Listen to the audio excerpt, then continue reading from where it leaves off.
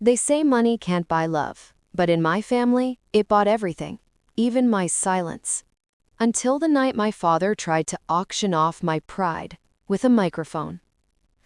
The ballroom at the Mayborn shimmered like a movie set. Crystal chandeliers hung like frozen fireworks, a string quartet played a soft version of Can't Help Falling in Love, and the air smelled of roses and envy. My sister, Amanda, stood at the center in her diamond white gown, basking in the light, and I, her older sister, sat at the far end of the table, pretending not to see the pitying glances. I was used to that look, the poor Lily look, the one that said you had everything, and somehow you still lost. Truth? I didn't lose anything. It was taken. The lights dimmed, and my father, Richard Beaumont, real estate tycoon, Hollywood donor, king of appearances, took the stage. He was holding the mic like it was a scepter, and when that man spoke, everyone listened. "Ladies and gentlemen," he boomed, champagne confidence dripping from every word. "As a father, nothing makes me prouder than giving my daughter the world on her wedding day. And tonight, I'll make sure she gets exactly that." People clapped. Cameras flashed. I smiled thinly, swirling my champagne, feeling the ice melt in my throat. Then came the sentence that cracked my world in half. "As a token of my gratitude, I've decided to give my daughter Amanda the penthouse that her sister Lily currently owns as her wedding gift."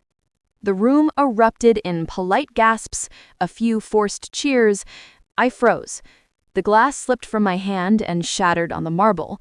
For a second, I thought I misheard him, but then his eyes found mine across the hall, smug, calculating, like this was a business transaction, not a betrayal. He smiled. Amanda laughed. Her new husband, Chase, whispered something in her ear that made her giggle like a child handed candy. And me? I just stood there, barely breathing. The penthouse wasn't just a place. It was mine.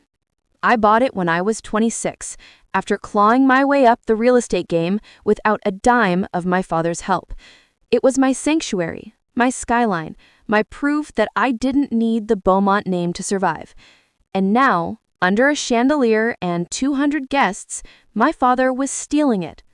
I could feel every phone camera on me, recording, waiting for drama.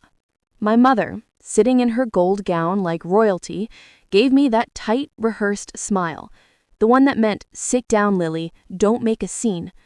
But something in me broke that night.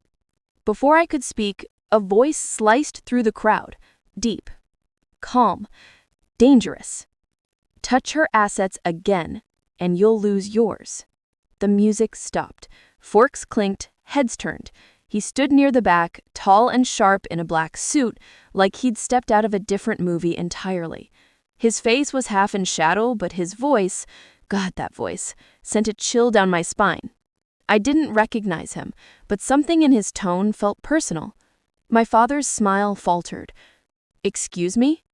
The stranger didn't flinch. "You heard me." He walked closer, his steps echoing across the marble. "You've humiliated your own daughter enough.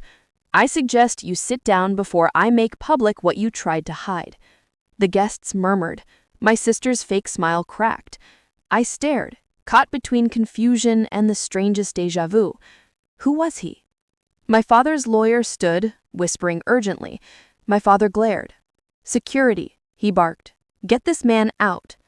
But the stranger lifted his hand, calm as ever. "You really want to test me, Richard?" The way he said my father's first name, not Mr. Beaumont, but Richard, made even the guards pause. My father went pale. That was the first time I saw fear in his eyes. Then, as quietly as he'd come, the man slipped through the side doors and disappeared into the night, leaving chaos in his wake.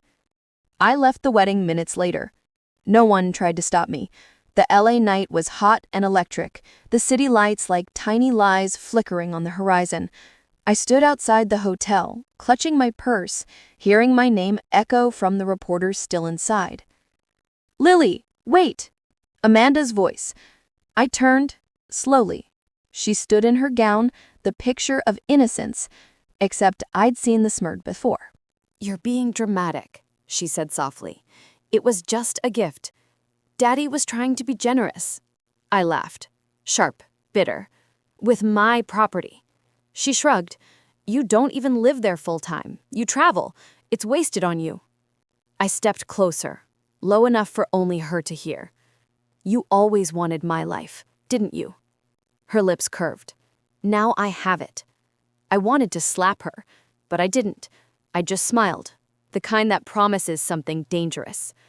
"Enjoy it while it lasts." I drove straight to the penthouse that night, not because I planned to fight, but because I needed to feel something familiar before it was ripped away. The building greeted me like an old friend. Glass walls, city glittering below, my reflection staring back with mascara running down my cheeks. I poured a drink, whiskey, neat, and tried not to cry. But then my phone buzzed. Unknown number. Unknown, you shouldn't have left alone. Me? Who is this? Unknown, the man who stopped your father. Me? Why? Unknown, because I owe you a debt, Lily. My pulse stuttered. Me? How do you know my name? Unknown, let's just say you helped someone once, and now it's my turn. That night, I didn't sleep. I sat on my balcony overlooking Los Angeles, replaying every word, every look. Who was he? What secret did he know about my father? And what debt could he possibly owe me? By morning, the tabloids had exploded. Real estate tycoon humiliates daughter on stage, wedding gift or public theft. And my favorite, mystery man interrupts Beaumont wedding, family secrets to be revealed. The comments were brutal, but one thing kept me sane. I wasn't crazy anymore. The world finally saw the truth. Then came the email. Subject: your father isn't who you think he is. Attachment: confidential Beaumont Holdings transfer documents. Sender: no name. I opened it, and what I saw made my blood run cold. A bank transfer from Beaumont Holdings to an offshore account. My account, except I never opened one. The date? 3 years ago. The same month my real estate license was suspended for tax inconsistencies. My father had set me up. He'd used my name to launder money, and when the IRS flagged it, he let me take the fall. That's why he'd wanted the penthouse, to transfer it under Amanda's name and bury the trail. My entire career, my reputation, was his cover-up, and somehow that stranger knew. 3 nights later, I met him. I was leaving my office late when a car pulled up beside me. Matte black, tinted windows.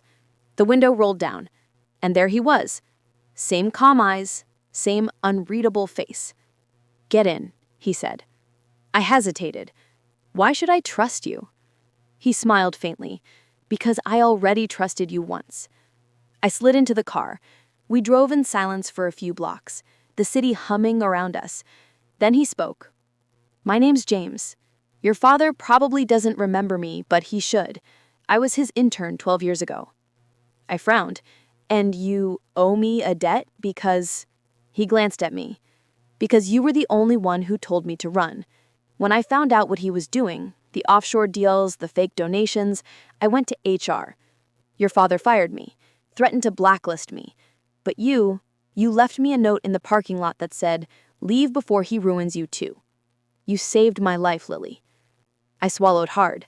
I barely remembered that. A quiet intern, a nervous kid with big eyes and a laptop.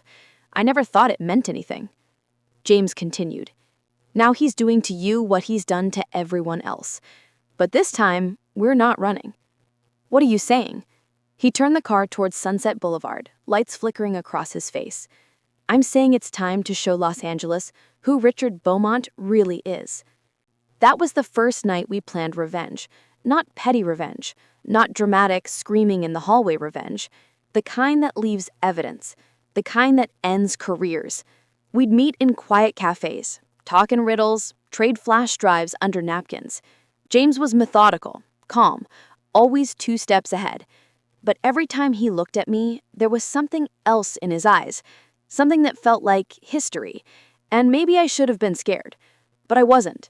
For the first time in years, I felt seen. Still, one question haunted me. Why was he really helping me?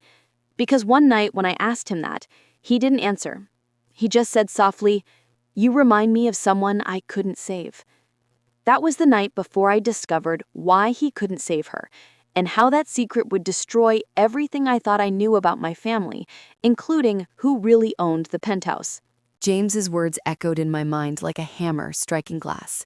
You remind me of someone I couldn't save. And I couldn't tell if I was terrified or grateful for his presence, both feelings twisting together in a messy knot in my chest as I stood on my balcony that night. Los Angeles glittering beneath me like a city built entirely on lies and ambition. The cool breeze brushing against my tear-streaked cheeks and whispering secrets I wasn't ready to hear. And when my phone buzzed with an unknown number, my pulse skipped a beat before I answered. "Who is this?" And the calm, deliberate voice of James replied, "The man who stopped your father." And I shivered, because I had no idea what to expect from a stranger with such command in his tone. "Why?" I asked, my fingers trembling on the glass railing. And he simply said, "Because I owe you a debt, Lily." And the way he said my name made my heart contract painfully, as though my life had been waiting for this reckoning without me realizing it. And I typed back frantically, "How do you know my name?" And his response was a teasing, chilling, "Let's just say you helped someone once, and now it's my turn." And that night I didn't sleep, not a second, because his words planted a seed of both hope and fear. And I replayed every memory, every look, every betrayal my family had ever inflicted, realizing for the first time that my father's empire was built not just on money, but on manipulation, deception, and fear. And by morning, the tabloids had exploded with stories of the wedding disaster. Headlines screaming, "Real estate tycoon humiliates daughter on stage," and "Wedding gift or public theft." And my favorite, "Mystery man interrupts Beaumont wedding, family secrets to be revealed." And I felt a strange sense of satisfaction that at least the world now witnessed the truth, though the weight of my betrayal pressed down on me like a lead blanket. And then came the email from a no-name sender with the subject line, "Your father isn't who you think he is," which contained confidential Beaumont Holdings transfer documents that revealed transfers from my father's companies to offshore accounts I didn't open, accounts dated 3 years ago, the same year my real estate license had been mysteriously suspended for tax inconsistencies I hadn't caused. And I realized with a sickening chill that my father had set me up, used my name to launder money, and when the IRS flagged it, he let me take the fall while plotting to transfer the penthouse to Amanda and bury the trail. My entire career and reputation nothing more than a pawn in his corrupt game. And somehow, James knew about all of it, which made my pulse race with a mix of fear and awe. And 3 nights later, I finally met him in person, leaving my office late when a matte black car with tinted windows pulled up beside me, the window rolling down to reveal his calm, unreadable face. And he said simply, "Get in." And I hesitated, because trust didn't come easy, not after everything. But he smiled faintly, "Because I already trusted you once." And I slid into the car, the hum of the engine blending with the pounding of my heart as we drove in silence through the city, lights flickering across his face in a way that made him both mysterious and unnervingly intimate. And then he spoke. "My name's James. Your father probably doesn't remember me, but he should. I was his intern 12 years ago." And I frowned, asking, "And you owe me a debt because?" And he looked at me, his gaze steady and unwavering. "Because you were the only one who told me to run. When I found out what he was doing, offshore deals, fake donations, I went to HR. Your father fired me, threatened to blacklist me. But you left me a note in the parking lot that said, 'Leave before he ruins you too.' You saved my life, Lily." And I swallowed hard, barely remembering the scared, quiet intern I had once helped, never realizing my small act of kindness would ripple back into this violent, messy moment. And James continued, "Now he's doing to you what he's done to everyone else." But this time, we're not running. And I asked, my voice tight with both fear and exhilaration, "What are you saying?" And he turned the car towards Sunset Boulevard, the lights flickering across his face, revealing sharp angles and shadows. "I'm saying it's time to show Los Angeles who Richard Beaumont really is." And suddenly, everything clicked. This wasn't just revenge. This was justice for all the people my father had ruined. And the first night we planned our counterattack, we plotted not petty revenge, not screaming at hallways, but meticulous, devastating exposure, gathering evidence, piecing together financial crimes, forged signatures, shell corporations, every detail that would make the world see the monster my father really was. And we met in quiet cafes, whispered over coffee, exchanged flash drives under napkins, and I saw in James a precision I'd never witnessed in anyone. A mind that stayed 3 steps ahead of danger while carrying a personal vendetta that mirrored my own.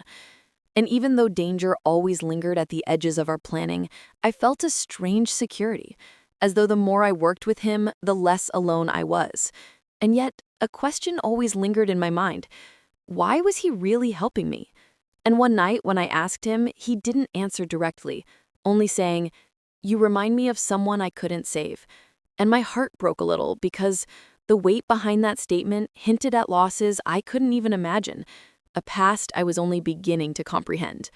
And over the next few weeks, we became ghosts, slipping through LA unnoticed, digging into company records, peeling back layers of deceit, discovering my father's foundation accounts had been a sham, millions circulating through charities that didn't exist, shell companies in my name, Amanda's name, even Mom's name, all to hide the trail of real estate, offshore accounts, and fraudulent donations. Each discovery cutting me more deeply than the last, rage and sorrow twisting together, and I realized the penthouse, the one my father tried to take from me in front of everyone, wasn't just property. It was the key to unmasking him, proof that he used his own family to launder wealth. And as we collected evidence, James became my anchor, a calm presence that guided me when my fear threatened to paralyze me. And yet there was always a tension, a history I couldn't name but felt, a sense that our paths were connected long before this. And the more I uncovered, the more I understood the magnitude of my father's cruelty, stealing from charities, exploiting employees, manipulating assets under family names, a network of lies that could ruin anyone who dared expose him. And James reminded me constantly that this had to be done smartly, methodically, exposing him without endangering ourselves unnecessarily. And sometimes I wanted to scream, to throw things, to release the pain physically. But instead, I focused on compiling evidence, documenting, strategizing with James, who always reminded me, fear is his weapon, not yours. And I clung to that, learning that controlling my own emotions was part of taking power back. And when it came time to involve a trusted journalist, Harper Klein, we met in her cluttered West Hollywood apartment, surrounded by stacks of papers, coffee cups, and laptops. And I handed her the files. And when she saw them, she gasped. Holy hell, Lily! If this is true, your father is going down. And I nodded, my stomach twisting, knowing that public exposure would make my father fight back hard. Lawyers, PR, everything money could buy. And James's presence remained steady, reassuring, sometimes silent, sometimes offering insight that made me see patterns I missed. And yet, amidst all the strategy and tension, I couldn't shake the thought of his sister, the one he couldn't save, who had died trying to expose my father. And that drove him and me alike, a shared fury that turned into resolve. And then came the night he disappeared, leaving me frantic, my phone buzzing with blocked numbers, warning me to stop digging or risk consequences, my pulse racing as I realized the danger was real, not theoretical. And Harper urged caution, but I refused, saying, "I'm not backing down. I'm taking everything back." And a week later, a USB drive appeared at my penthouse door with no note, no message, only grainy surveillance footage showing my father's men plotting, discussing my name, laughing as they planned. The same footage that connected to the accident that had taken James' sister. My hands trembling as I watched the betrayal, the manipulations, the deaths. And I knew it was finally time to act, to let Harper publish, to let the world see Richard Beaumont for the monster he truly was. And the article hit like a hurricane. Sponsors pulling out, investors freezing accounts, and the media circus exploded. But in the midst of it all, James had left only a single note under my door, saying, "You did what I couldn't. She'd be proud of you. Keep going. Jay." Tears slid down my cheeks uncontrollably, rage, grief, and relief mixing into one. And I stood on the balcony of the penthouse, the city sprawling beneath me, no longer a battlefield, but a landscape of justice in progress.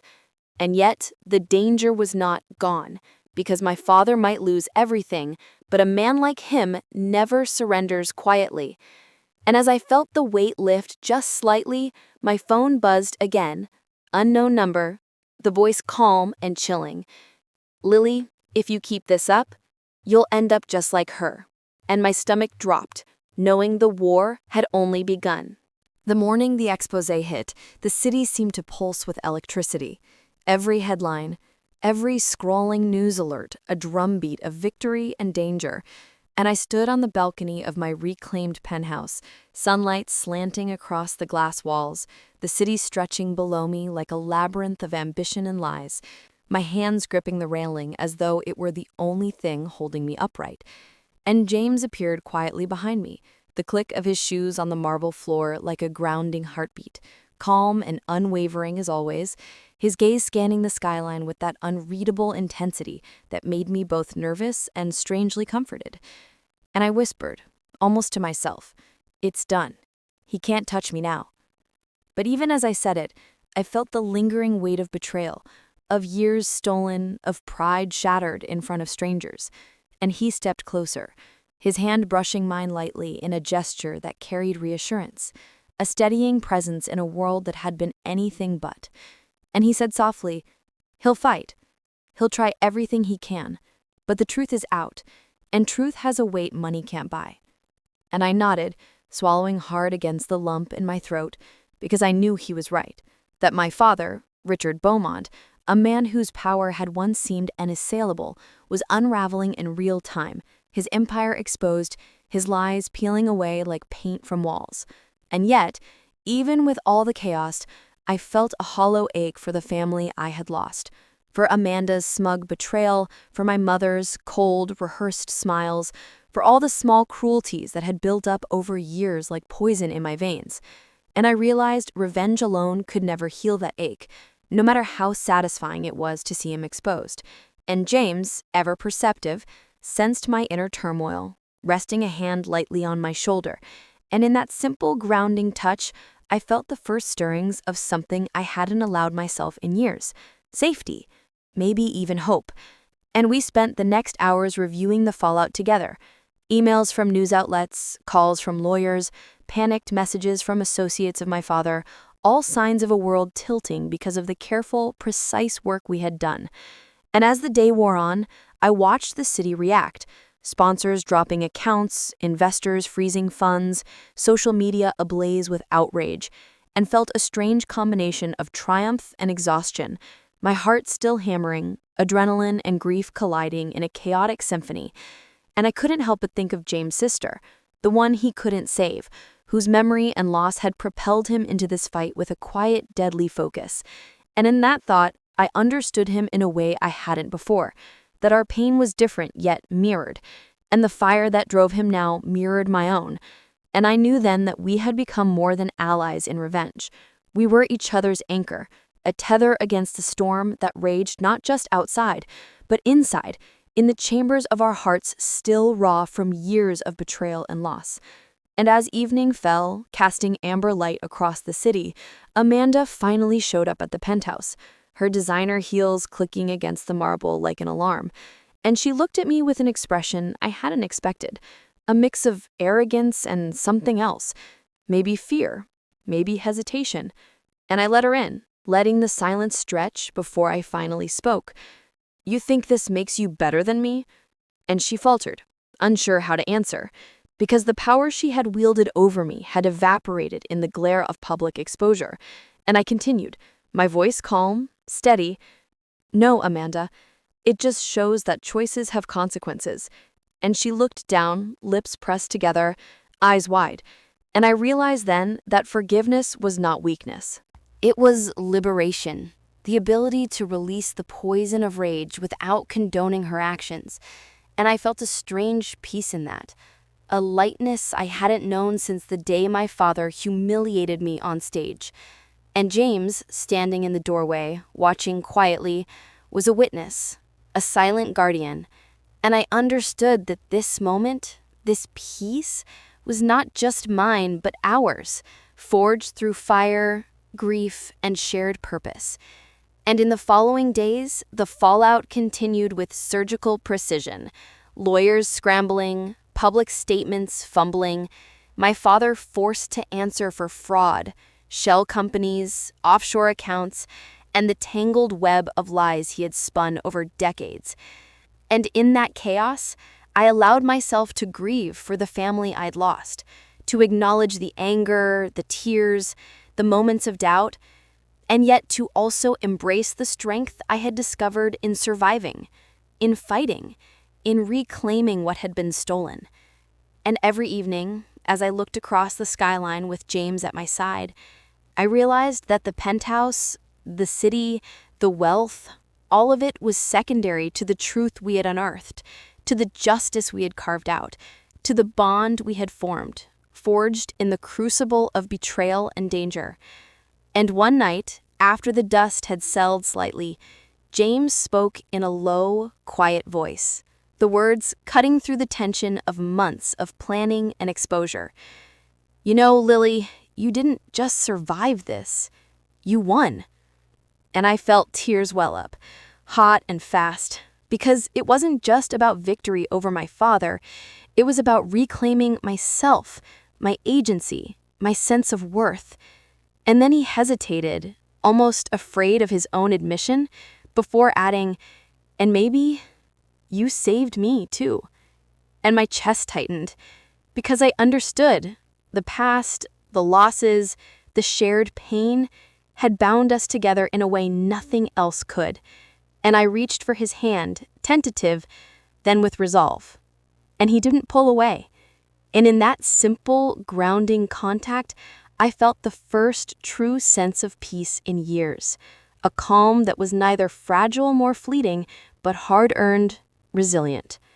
And in the weeks that followed, the media frenzy peaked and receded, the city settling into a new rhythm, my father's empire fractured, my sisters subdued, public scrutiny forcing apologies and admissions, and yet, even amidst all this, James remained my anchor. His presence steady, his mind sharp, always 2 steps ahead.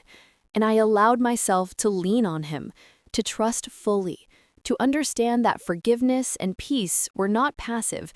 They were acts of courage, acts of reclaiming life from the shadows of betrayal. And as the nights grew quieter, we often sat together on the balcony, the city sprawling below, sharing stories of losses and triumphs, of fears and faint hopes. And in his gaze, I saw reflections of my own strength, my own resolve, and the gentle promise of the future, unwritten, but ours to claim. And on one such night, under the stars and city lights, James finally allowed himself to smile, a real, unguarded smile, and whispered, "Whatever comes next, we face it together." And I realized that all the tension, the rage, the grief, the plotting, the danger had led to this moment. Not just a victory over my father, but a reclamation of life, agency, and heart. And for the first time in years, I felt a stillness, a profound, soul-deep calm, knowing that we had exposed lies, redeemed truth, and that forgiveness, not only of Amanda, not only of my father, but of myself, had become our true victory, a peace forged from fire, loss, and unyielding resolve. And as the city hummed beneath us, alive and restless, I understood that the past could no longer define me, that the future was ours, and that no wealth, no power, no betrayal could ever touch the bond, the clarity, the peace we had finally earned. And with James at my side, I realized I could face anything, embrace life fully, and finally breathe. Because the war was over, justice had been served, and love, The kind that rises from trust, respect, and shared pain had quietly bloomed in the ruins of everything else.